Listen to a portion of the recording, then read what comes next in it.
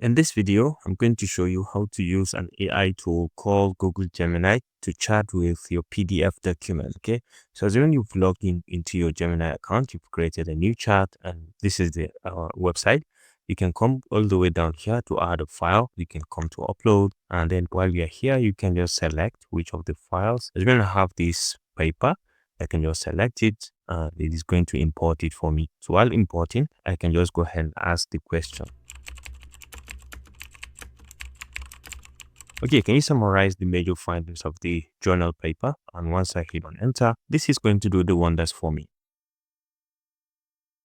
And you can see it has just given me exactly what I just asked of. Okay, so very, very detailed. And you can ask further questions as well if you're interested. And you can copy this and paste it somewhere to have it for your own content creation. Okay, so for example, you can ask further question and say,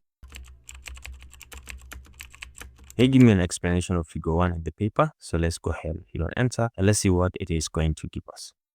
Okay, figure 1 is titled Conceptual Representative of the 5 qualities for integrating participatory techniques into flood risk management. And that is very, very correct. You can see the details and it has explained everything. If you found this helpful, please leave a like.